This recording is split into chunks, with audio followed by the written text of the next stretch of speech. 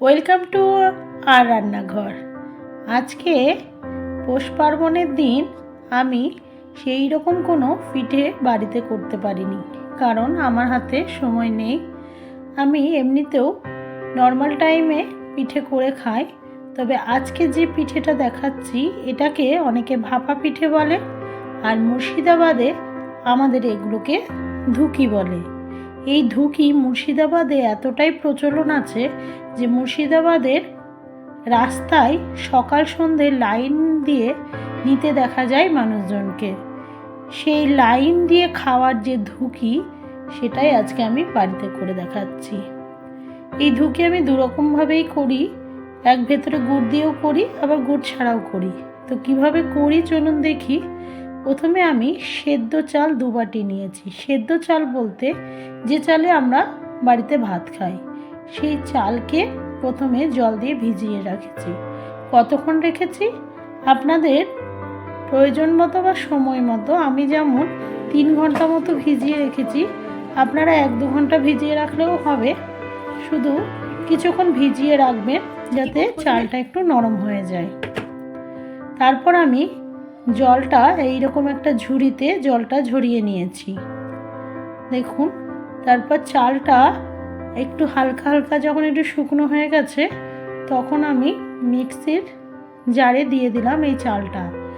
আগে আমরা বাড়িতে এরকম চাল ভিজিয়ে শিলপাটায় গুঁড়ো করতাম, কিন্তু এখন যেহেতু মিক্সিতেই সব কিছু হয়, সেই জন্য আপনাদের মিক্সিতে করে দেখাচ্ছি। তারপর দেখুন চালটা এরকম গুঁড়ো করে নিয়েছি। তারপর একটা বাটিতে আমি সামান্য জল এবং পরিমাণ মতো লবণ, যতটা ওই চাল গুঁড়োর জন্য যতটুকু লবণ লাগবে, একটা পরিমাণ মতো লবণ জলে গুলে নিয়েছি। তারপর ওই লবণ জলটা হাতে নিয়ে আমি হালকা হালকা করে ওই চালের গুঁড়োতে মাখিয়ে নিয়েছি। একসঙ্গে জলটা নেবেন না, হাতে করে অল্প অল্প করে নিয়ে তবেই মাখাবেন, না হলে দলা পেকে যাবে। এইভাবে সম্পূর্ণ জলটা আমি নিয়েছি। তারপর দেখুন আমার একটা এরকম ছোট কলসি আছে, আপনাদের এরকম মুখওয়ালা যদি কোনো কলসি বা কোনো পাত্র থাকে, সেই পাত্রে আমি জল গরম করতে দিয়েছি, কারণ যেহেতু ভ্যাপারে হবে। তবে আপনাদের কাছে যদি কোনো এইরকম ভ্যাপার দেওয়া কোনো জিনিস থাকে, সেটাতেও বসালে হবে। তারপর আমি একটা ছোট্ট বাটিতে এইরকম প্রথমে চালের গুঁড়ো দিয়েছি, তারপর 2 টুকরো আমি পাটালি গুড় দিয়ে দিয়েছি। তারপর আবার উপর থেকে আবার চালের গুঁড়ো দিয়ে আমি বাটিটা ভরে নিয়েছি।